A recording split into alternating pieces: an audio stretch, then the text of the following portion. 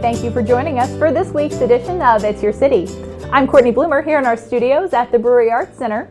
You'll notice there's an empty chair beside me at the Arts Center this week.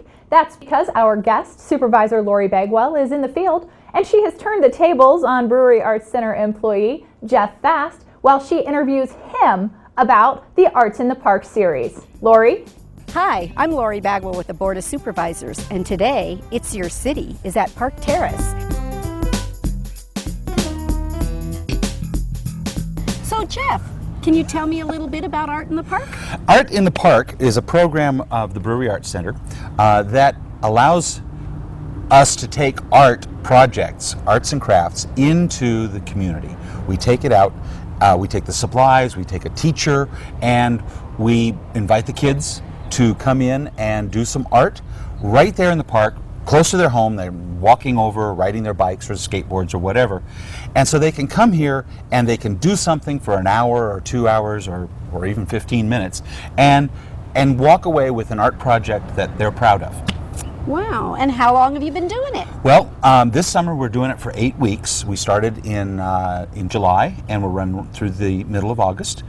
So we're here finishing up today. It's one of our last days, and so it's been a great program and we've had a lot of fun this summer.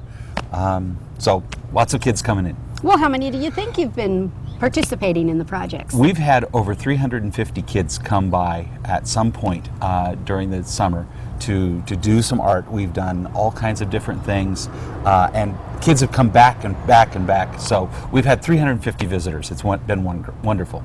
Wow, looking around today, I can see how excited all these children are about this project. Yeah. So do you think you guys are going to do it again? Oh yes, we already have some commitments for next year. We're working with the Park and Recs department here at in Carson City, and we're looking for some additional sponsors. So if anyone wants to get on board with Art in the Park in 2016, we are looking for some supporters on that. You can call the Brewery Arts Center. But we're looking to expand it. We're looking to do more than just Park Terrace. If we can get into some other neighborhood parks, we think that would be wonderful too. Okay. So Jeff, was this your idea? Well, actually no. I have to give credit to our executive director, Gina Hill. She's new at the Brewery Arts Center and she has some very dynamic ideas, and this was one of them. So she's expanding some projects and expanding some programs at the Brewery Arts Center, and this is just one of the ways we could engage the community, go take art out of the Brewery Arts Center into the community. Looks like it to me too, Jeff, looking out here at all these happy faces. They sure are enjoying the paint today. It's amazing. It sure is. Well, this is Art in the Park, put on by the Brewery Arts Center. And we've come out 3 days a week to provide a creative outlet for the children in this community. And they just love it. They're just really anxious to have something creative to do over the summer. And as you can see, they're having a really good time. And how long can they stay in the park and draw and paint? They normally can stay as long as they like, except if we're very crowded like today. Then we kind of have to make Teach sure them to take turns? Space for everyone. Yeah. And what do you think the most valuable part of doing this has been for you? Watching the kids have fun. That's what keeps you coming back? Yeah. Keeps you wanting to do it again? You're going to come back next year and do it some more? Oh, sure. Yeah, I do lots of children's programs for the Brewery Arts Center. Yeah. Working with the kids is your favorite part of it? I work with adults too, but just teaching anybody art. And how long have you been painting? About 40 years.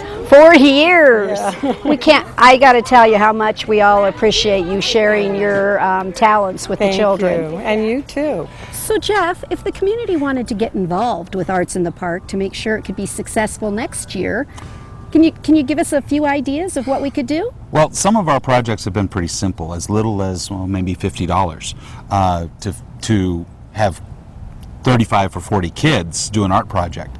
But some of our projects could be even more involved, and so any amount would be helpful. If someone wanted to make a donation or buy the supplies for a project, or even volunteer to teach a project, that would be fun too. So they could contact you at the brewery and get that going. That's right, 883-1976. at the brewery. Perfect. And then, Jeff, why don't you just tell me, what do you think the most valuable lesson you learned from doing Art in the Park is?